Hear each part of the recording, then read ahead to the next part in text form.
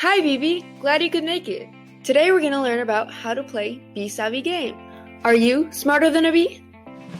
Grow your hive, make honey, outsmart your opponents, battle the elements.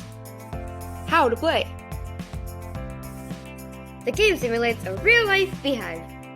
The purpose of the game is to grow the hive and to accumulate as many swarms as possible without letting the hive die of starvation or run out of bees. Let's play. Open the mat and place the card stacks in their corresponding place.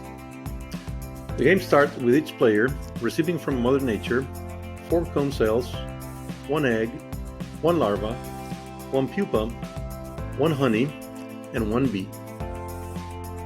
To start the game, draw 1 season card, starting with spring.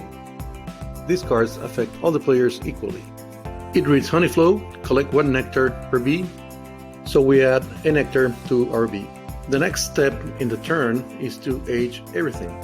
So our egg ages to a larva, larva to a pupa to a bee, and the nectar would age to a honey if it were on the hive. Next we unload our bees, so our unaged nectar goes into the hive. Finally, it's time to make improvements, and we can exchange a honey for a comb cell, or a pollen for an egg, or 4 bees and 4 honeys for a swarm token. So let's exchange a honey for a comb cell to make space for the bee's haul. We start our next round by drawing another season card, and we get a dice card, which means every player throws the dice, and according to what they throw, they'll get either a bonus, a Bee Savvy, or a hazard card. You can adjust the difficulty of the game to every player differently according to this chart. But let's start with standard, and let's assume we threw a 4, because I want to show you something. So we got a Bee Savvy question card, and it reads, for 2 honeys, how fast does a bee flap its wings?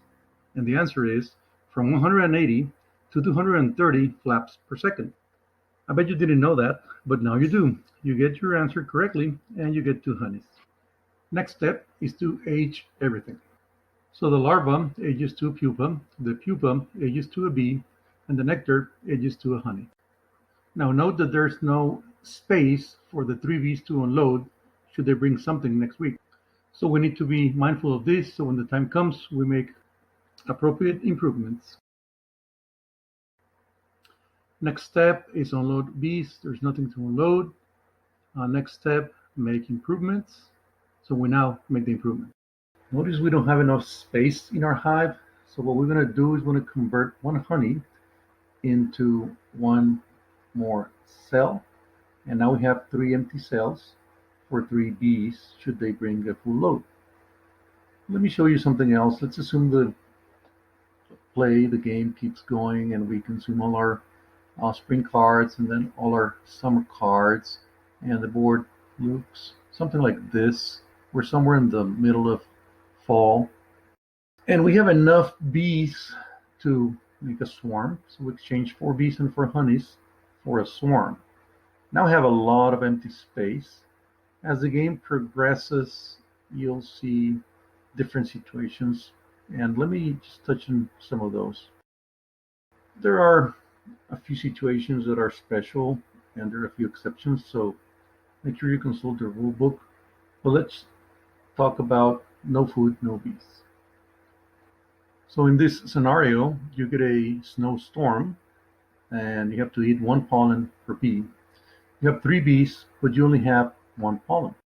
So in this case, you can use 1 honey to feed another bee, but you are going to lose a 3rd bee. A round down occurs when you get something like badger takes 2 honeys, but you only have 1 honey to give. So you just give 1 honey and you are off the hook.